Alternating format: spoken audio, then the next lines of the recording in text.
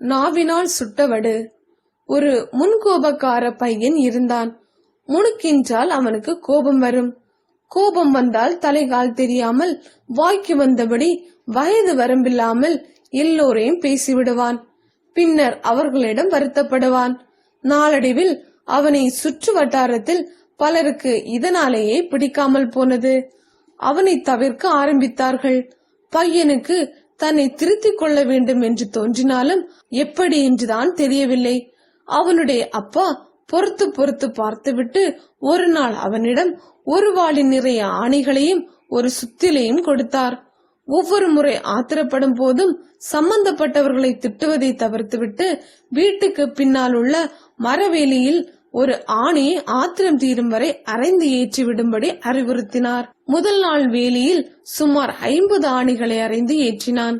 நாட்கள் செல்ல செல்ல அவனை கோபமூட்டுவர்கள் முன் வன்மையாக பேசுவதை கட்டுப்படுத்த கற்றுக்கொண்டான். கோபம் வந்தால்தான் உடனே ஆணை அடிக்க போக வேண்டுமே. நாளடைவில் வாளியையும் சுத்தியலையும் எடுத்துக்கொண்டு வேலி பக்கம் போகும் முன் கோப வெறி குறைந்து போய் வேலியில் ஆணி அறைவது குறைய தொடங்கியது.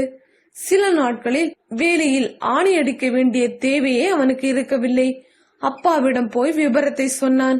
அவர் உள்ளுக்குள் மகிழ்ச்சியடைந்தாலும் அதை காட்டிக்கொள்ளாமல் அவனிடம் ஒரு ஆணி பிடுங்கும் கருவியை எடுத்து கொடுத்து வேலியில் அவன் அடித்த ஆணிகளை ஒவ்வொன்றாக பிடுங்க சொன்னார்.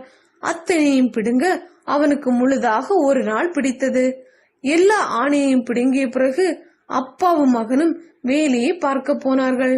அப்பா வேலியில் ஆணிகளை பிடுங்கிய இடத்தில் இருந்த வடுக்களை மகனுக்கு காட்டி, கோபம் வந்தால் அறிவிழந்து சொல்லும் கடும் சொல்லும் இந்த ஆணையை போலத்தான். ஆணையை பிடுங்குவது போல் நீ பேசியதற்கு மன்னிப்பு கேட்டாலும் அந்த சொல் தைத்த இடத்தில் உள்ள வடு இந்த ஆணை ஏற்படுத்திய வடுவை போலவே மறைவது மிக கடினம் என்று அவனுக்கு எடுத்து கூறினார். ஆணையை பிடுங்குவது போல் நீ பேசியதற்கு மன்னிப்பு கேட்டாலும் அந்த சொல் தைத்த இடத்தில் உள்ள வடு இந்த ஆணை ஏற்படுத்திய வடுவை போலவே மறைவது மிகவும் கடினம் என்று அவனுக்கு எடுத்து கூறினார். மகனும் கருத்தை நன்றாக உணர்ந்து திருந்தி ஊர் போற்றும் வகையில் வளர்ந்து வாழ்க்கையில் வெற்றிகள் பல பெற்றான்.